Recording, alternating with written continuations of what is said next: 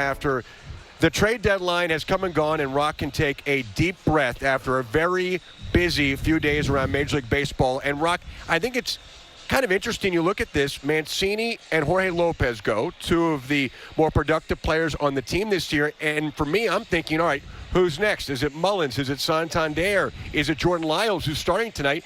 And no one else has moved. All right. I thought you were the happiest guy in baseball. But, yeah, I think there was a sense of relief overall. Brandon Hyde, the first thing he said to us is it over? Like, this was the deadline? Are you sure? Okay. And obviously the media is relieved because we're so jumpy. Austin Hayes ran through the clubhouse at one point from the trainer's room to grab his phone. We were like, what's happening? And he was just checking his phone. It's like, dude, we're a little jumpy here. But I set the over-under at 3, and I did nail it. I will say that. Mostly sellers, which we did expect. I know 2.5 out of the wild card, but these were two of their bigger trade chips. We figured this was going to happen with Mancini. Obviously, different reason than Lopez. When you look at, pending free agency, age, position, salary, and they were able to get two young pitchers they're really excited about. And with Lopez, his value has never been higher. We're talking about a guy with about a 6 ERA who became a dominant all-star closer. If you can get 4 pitchers to put in your system, they're going to go ahead and do it. And Povich is already the 26th ranked prospect in the organization. He hasn't even reported yet. So, they felt like these are moves they had to make, and they would have made more if they'd gotten the right offer. We were checking. I mean, they obviously, Michael Lyles wasn't done after that. He looked into Lyles. There are teams still looking for bullpen help. We wondered about Santander, who's always been a trade chip, and his value is very high right now. We didn't know about Odor, Hayes, Mullins, whomever. So I think there was that sense of relief in the clubhouse that, okay, you lost 2 guys who were real popular, important, sentimental favors for different reasons, but it was only 2. So there was that sense of relief. And obviously, Roch, as a group, collectively, the bullpen has been the catalyst for this team's success. And now there is a hole at closer. What are the options for Brandon Hyde as you see it? Yeah, I mean, it could be a little committee thing at this point, but I think Felix Bautista probably gets first crack at it. But there will be matchups. I mean, if there are 3 left-handers due up, Cionel Perez is going to be that guy if he's available. Dylan Tate has some experience. If he's available and no one else is, he could be that guy. So they're going to be kind of maybe mixing and matching some, but Bautista may really get the first crack at it. He really wants it. He has 3 saves, had the back-to-back in St. Louis while Lopez is on the bereavement list, and he just said today that it's always been his dream to be a closer for a major league team. So he certainly wants an opportunity. He's got the stuff. He's got the disposition. He was kind of keeping an eye on what Lopez did. Lopez was kind of the mentor, even though he was brand new at closing.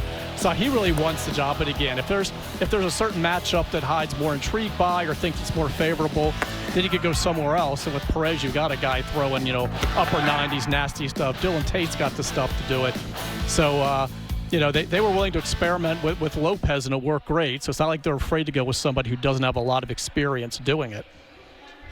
Now, the Brett Phillips move kind of surprised me today in the sense that you just called up Yusniel Diaz. I know fans are excited at some point to see Kyle Stowers. Ryan McKenna's fit this perfect outfield utility role, and the other guys are pretty much everyday players. What do you see as the role for Brett Phillips and a potential corresponding move? See, they were also buyers, so go figure. I mean, they did bring somebody in for cash considerations, but it was a little bit of a surprise, but they really like defensively what he can bring, his speed, and obviously he's a guy that's done really, really well against them for whatever reason. Like career high 6 home runs, 18 RBIs, and in 40 games, all those career highs. He's had some big hits against them. And he was a guy that they feel like could help them. Left-handed bat that they really like as well. So they're going to bring him in, and the question is, yes, how do you make room for a guy like that?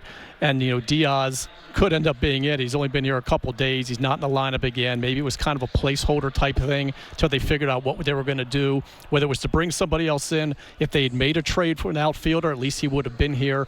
So maybe his stay ends up being brief at this point because I don't know what else the logical move would be. I think McKenna's here to stay, and he's a right-handed bat, and then you've got the guys they're going to play every day. So it could end up being Diaz, but they really like the speed, the defense, the left-handed bat, the energy that Phillips brings. He is a very popular clubhouse guy, looked at as a great clubhouse guy, so I think he'll fit right in. Yeah, you'll replace some of what you lose. You can't fully replace Jorge Lopez and Trey Mancini, but you bring a spark in to the fold in the Orioles clubhouse at a time where they're still contending right now for that final wild card spot in the American League.